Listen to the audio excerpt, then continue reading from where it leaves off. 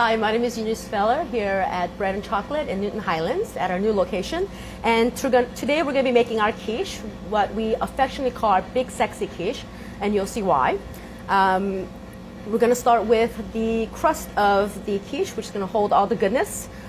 In the mixing bowl, this is something real simple. 1 cup of AP flour, 1 cup of pastry flour, 2 tablespoons of sugar, and 1 tablespoon of salt. We're going to put that on a slow speed just for a minute to get everything mixed in.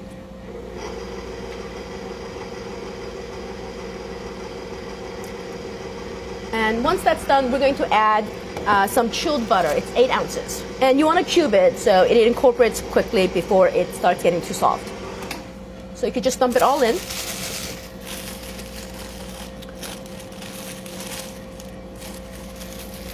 So your cube butter, and again, start very slowly so you don't get flour everywhere.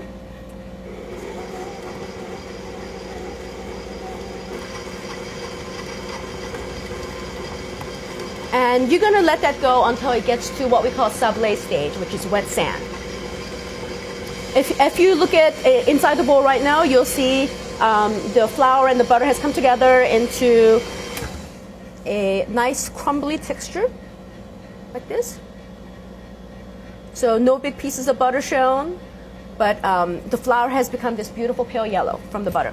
So to this, we're going to add 1 large egg, preferably cold. And then just let it go again. And you don't want to, at this point, you don't want to overmix it because you don't want to develop any gluten. And you don't want to make it too tacky.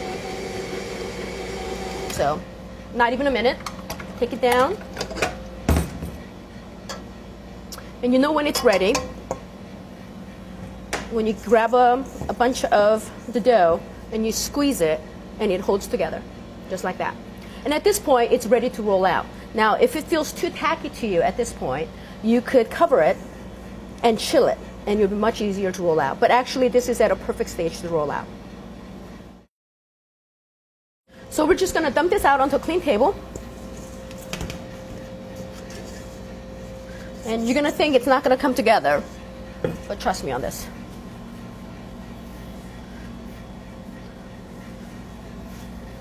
So this is actually called frissage, and you're actually smearing the butter into the flour and creating layers of flour and butter so you get like a nice flaky crust. And then you'll help the dough come a little together too.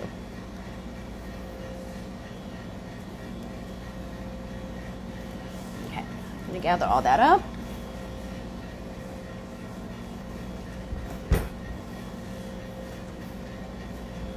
A little flour.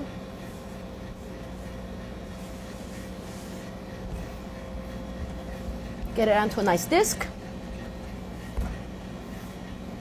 And if you see little chunks of butter, don't worry about it. You'll bake right in. Okay. Into a nice round disc. So what you want to do is you want to roll from the center out. Make sure that you're not sticking on the bottom. And if you are, make sure you add a little flour.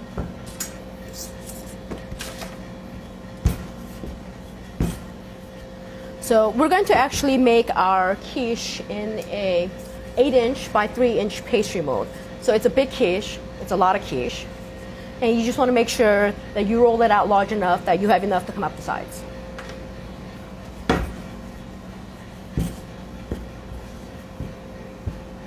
So we have our dough rolled out to a sufficient size, hopefully.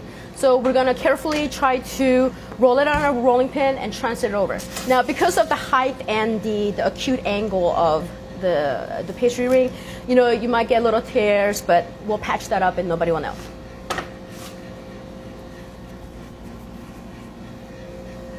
So gently set it over. We're just going to gently fold it in.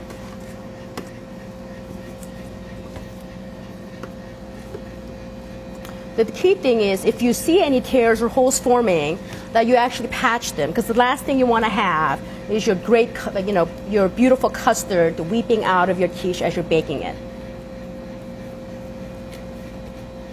So as you're working, you just want to cut off the extra dough. Press it in. You make sure you're getting down to the bottom corner. As you do, and you just want to trim to edge. And I find it easier to just get rid of this excess stuff as I'm working to get it out of the way.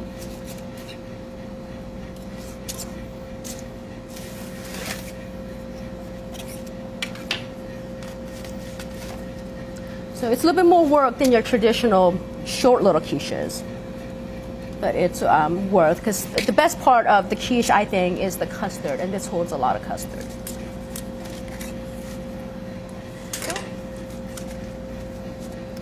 Just bring it right up to the edge.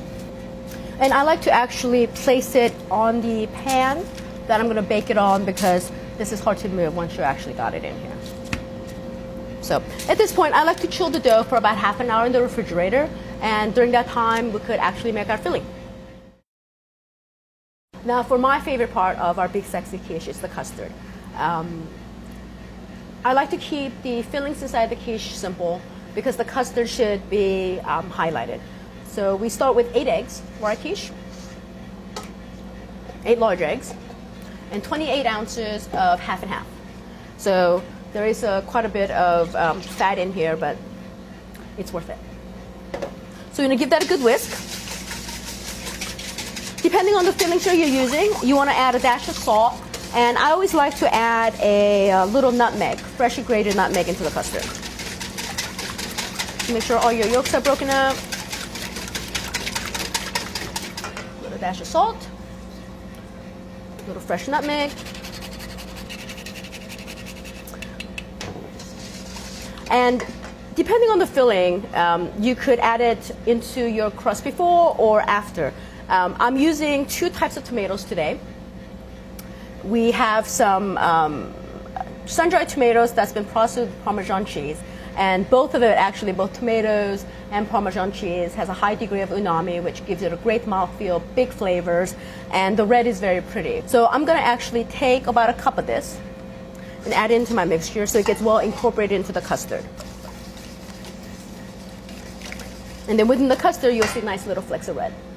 And to the bottom of our quiche shell that's been chilled, we're going to add about 2 good handfuls of cherry tomatoes that's been halved. That's about half a pint. And then we're going to fill.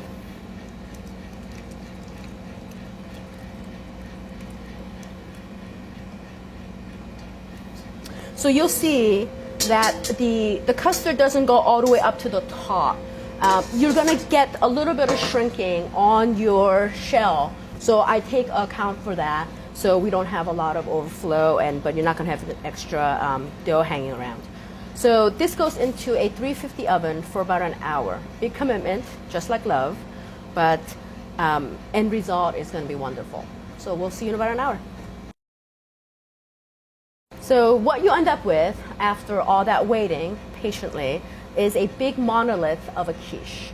Because it bakes so long, the only way for you to actually check the middle part is done is you want to put a offset spatula or a knife into the center, pull away, and if you see liquid coming in, you want to just bake it a little longer. Now, if you feel the top is getting too brown and such, just cover it loosely with aluminum foil, and then you could avoid that. So you want to bake until the custard feels set. You want to take it out of your oven. You want to let it rest for about 15-20 minutes before you try to remove the ring mold, because the custard will still be very wiggly and you will break it apart. So once it's at room temperature, which I think is the best temperature to eat quiche, you could slice it. Actually, this will get 8 slices out, 8 servings. So let's take a look.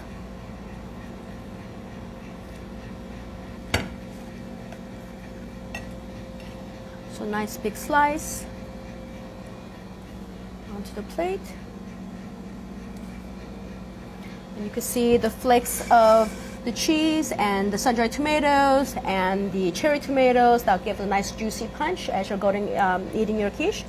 And hope you enjoy it.